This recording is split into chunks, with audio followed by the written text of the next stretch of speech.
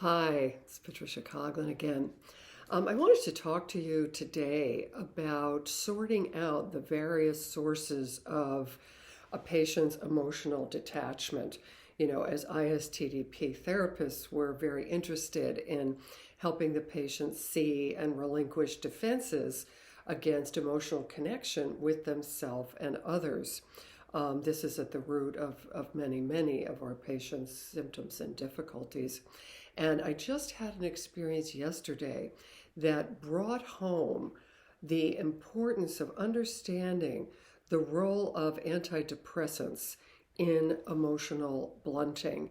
Um, and I've had a number of patients like this over the years where we begin to work on, again, the patient's defenses against emotional connection, and they'll start to turn on those and they get more interested, in themselves. They get more present and engaged. And yet when you try to really get to a deep emotional experience, particularly of grief and sadness and guilt, like they can get to anger, but not to these other emotions. And so what I have found in several of these cases, including the one yesterday, is that as they start to perk up and get more present, engaged, and also speaking up more in their life, they begin to want to start going off their antidepressants. And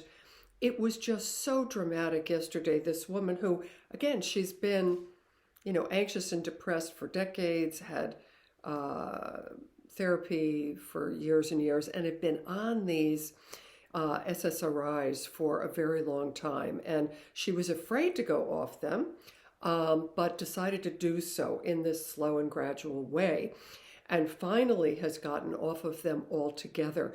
And the quality, the depth, the intensity of her connection to her own both grief and sorrow, but equally as important, her longing for connection and feeling touched and moved by close interactions with other people was absolutely striking.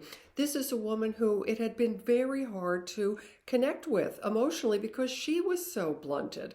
And now that she is able to feel her feelings, I feel very connected and attached to her and was deeply moved. And so I just want to really emphasize how important it is to look at this issue. So many of our patients are put on antidepressants, and 80% of the time it's by their primary physician, and they're just left on them, for years and years and decades, right? Which they were never meant for. These drugs were originally meant for short-term use.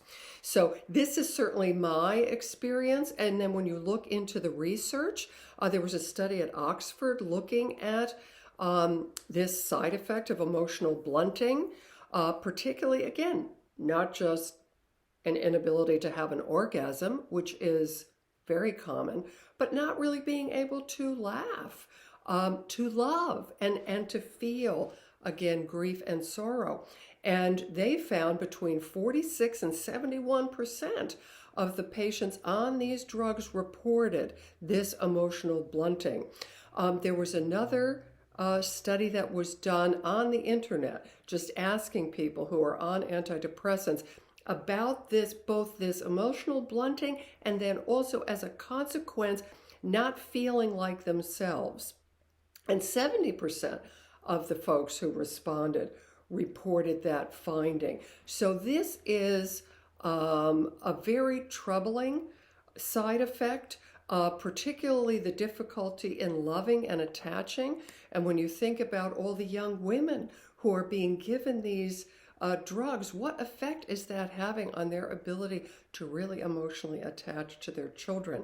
So one of the great benefits of ISTDP, and certainly Dr. Abbas's research speaks to this, is how effective it is in helping people get off these drugs, which, not only costs money and so on, but really have these pervasive effects that numb out our patients and have them living in a detached state. So I hope this is helpful to you, that you will be mindful about the kinds of drugs that your patients are on and speaking to them about this. And if one of their goals is to get off those drugs and to be able to come back to life and to feel all of their feelings fully. So thanks for listening, and I look forward to your comments. Bye-bye.